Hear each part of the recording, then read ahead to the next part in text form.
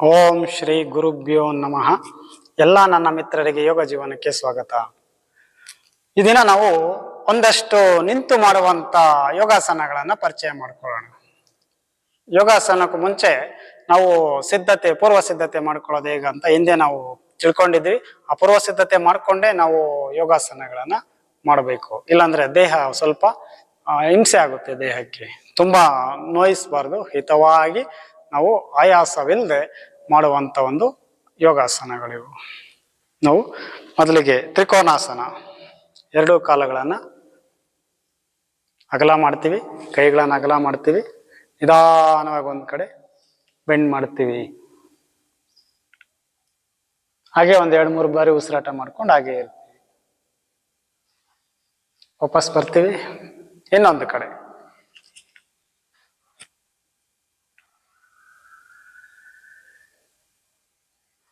ವಾಪಸ್ ಬರ್ತೀವಿ.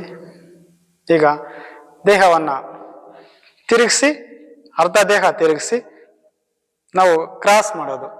ಮೊದಲು ಆ ಬಲಗೈ ಬಲಪಾದ ಜೊತೆ ಮಾಡಿದ್ವಿ. ಈಗ ಬಲಪಾದದ ಹತ್ರ ಎಡಗೈ ಜೊತೆ ಮಾಡೋದು.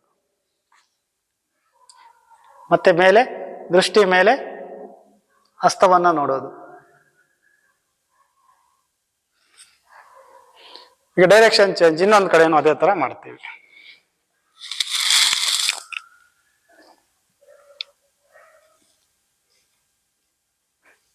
ದೃಷ್ಟಿ ಹಸ್ತವನ್ನ ನೋಡ್ತಾ ಇರುತ್ತೆ. ವಾಪಸ್ ಬರ್ತೀವಿ. ಈಗ ತ್ರಿಕೋನಾಸನದ ಇನ್ನೊಂದು ಭಾಗ, ಮಂಡಿಯನ್ನ ಬೆಂಡ್ ಮಾಡ್ತೀವಿ. ಬಲಪಾದ ಮತ್ತೆ ಬಲ ಹಸ್ತ ಎರಡನ್ನು ಜೊತೆ ಸೇರಿಸ್ತೀವಿ. ಇನ್ನೊಂದು ಕೈ ಮೇಲೆಯಿಂದ ತಲೆಯ ಹಿಂಭಾಗದಲ್ಲಿ ಕೀಯ ಪಕ್ಕ ತಗೊಂಡೋಗ್ತೀವಿ. ನೇರವಾಗಿ ನಮ್ಮ ಎದೆ ಭಾಗ ತೊಡೆ ಮೇಲೆ ಮಲಗಿರೋ ತರ ಇರುತ್ತೆ. ವಾಪಸ್ ಬರ್ತೀವಿ, ಇನ್ನೊಂದು ಕಡೆ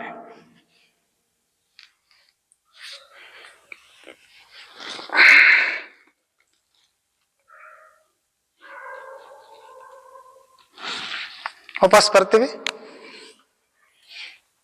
ಈಗ ತ್ರಿಕೋನಾಸನದ ಇನ್ನೊಂದು ಸ್ಟೆಪ್, ಕ್ರಾಸ್ ಮಾಡ್ತೀವಿ. ಮಂಡಿ ಮತ್ತೆ ಮೊಣಕೈ ಕ್ರಾಸ್ ಮಾಡಿ ನೆಲದ ಮೇಲೆ ಇಡ್ತೀವಿ. ಇನ್ನೊಂದು ಕೈ ಕಿವೆ ಹಿಂಭಾಗದಲ್ಲಿ ಮುಂದೆ ಚಾಚ್ತೀವಿ, ಹಿಂದೆ ನೋಡ್ತೀವಿ. ಇದರಲ್ಲಿ ನಮ್ಮ ಕರಳು ತಿರ್ಚಿರೋ ತರ ಅನುಭವ ಆಗ್ತಾ ಇರುತ್ತೆ. ಆ ತರ ತಿರ್ಚೋದ್ರಿಂದ ಅಲ್ಲಿರೋ ಫ್ಯಾಟ್ ಕಂಟೆಂಟ್ ಎಲ್ಲಾನು ಕಡಿಮೆ ಆಗುತ್ತೆ. ಅದನ್ನೇ ಡೈರೆಕ್ಷನ್ ಚೇಂಜ್ ಮಾಡೋದು. ಇನ್ನೊಂದು ಕಡೆ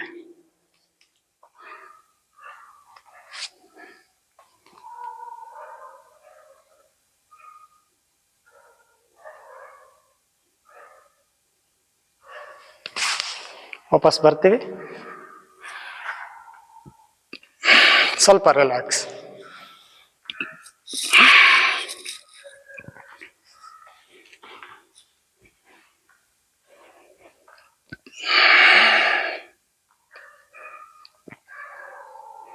ಇನ್ನೊಂದು ಆಸನ ಅರ್ಧಚಂದ್ರಾಸನ ಅಂತ. ಇದೇಗ್ ಮಾಡೋದಂದ್ರೆ, ಸ್ವಲ್ಪ ಕಾಲುಗಳನ್ನ ಒಂದು ಡೈರೆಕ್ಷನ್ ನೇರ ಮಾಡ್ಕೊಂಡಿರ್ತೀವಿ. ಈಗ ನಾವು ಕೈಗಳನ್ನ ನೇರ ಮಾಡಿಕೊಂಡು ನೆಲದ ಮೇಲೆ ನಿಧಾನವಾಗಿ ಜಾರಿಸ್ಕೊಳ್ತಾ, ಈ ತರ ಜಾರಿಸ್ಕೊಂಡು ನೆಲದ ಮೇಲೆ ಹೋಗಿ ಪಾದ ಹಸ್ತವನ್ನ ಇಡ್ತೀವಿ. ಇನ್ನೊಂದು ಕೈ ಇನ್ನೊಂದು ಕಾಲು ಮೇಲೆ,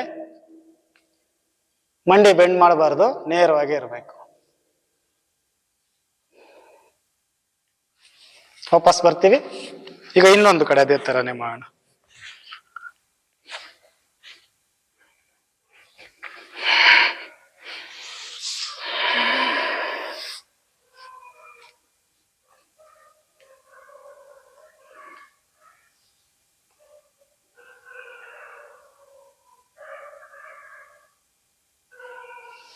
ವಾಪಸ್ ಬರ್ತೀವಿ.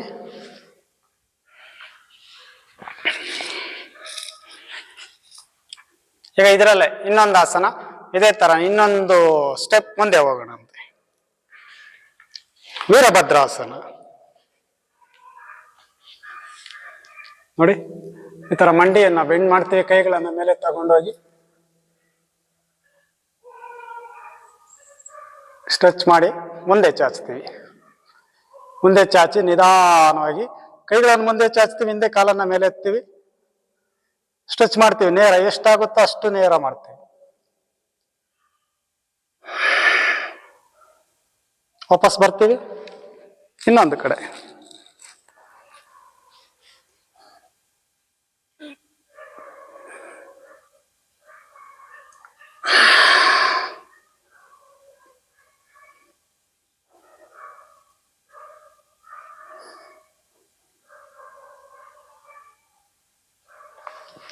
ವಾಪಸ್ ಬರ್ತೀವಿ, ಸ್ವಲ್ಪ ರಿಲ್ಯಾಕ್ಸ್. ಕೈಗಳನ್ನ ಒಂದು ಸ್ಪ್ರಿಂಗ್ ತರ ಮಾಡಿದ್ರೆ ರಿಲ್ಯಾಕ್ಸ್ ಆಗುತ್ತೆ.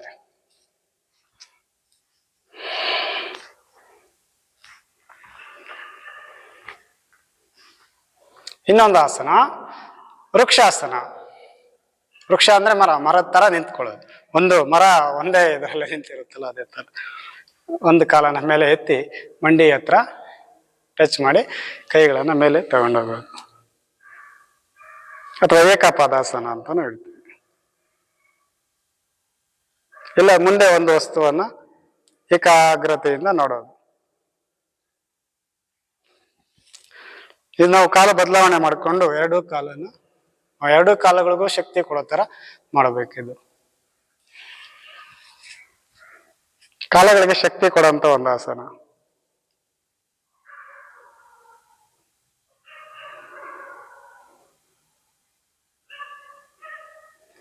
ವಾಪಸ್ ಬರ್ತೀವಿ.